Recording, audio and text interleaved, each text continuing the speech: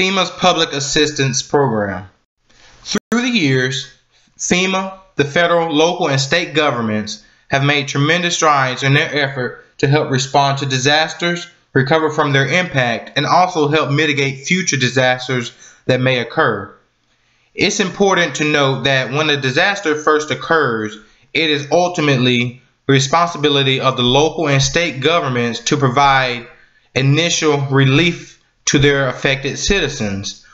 However, as we know, once those resources become exhausted, it then becomes the responsibility of the federal government to intervene and provide necessary resources to help these affected citizens recover from the disaster. This is when the Public Assistance Program comes to play.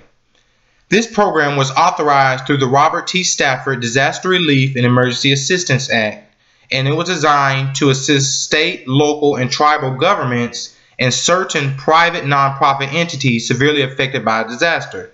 So this act was basically designed to provide assistance to these designated entities. Through this public assistance program, FEMA provides supplemental federal disaster grant assistance for debris removal, emergency protective measures, permanent restoration of facilities and infrastructures, and also one key note, this program encourages the protection of these damaged facilities from future events by providing assistance for hazard mitigation measures during the recovery process. So through this grant program or assistance program, there are mitigation activities that are incorporated into this program to help these affected victims recover from a disaster that just occurred.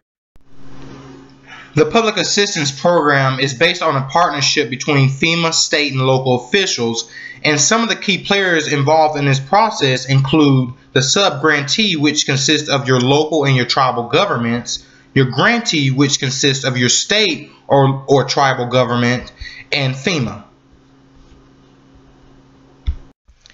FEMA is ultimately responsible for the managing of the public assistance program as a whole, the approving of grants and obligating funds to the grantee, and also providing technical assistance to the grantee and the sub-grantee. Through this program, applicants are reimbursed for eligible and reasonable expenses directly related to a disaster or emergency situation.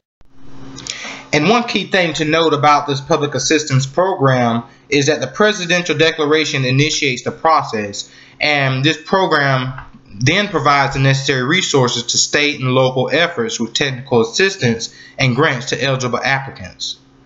Thank you.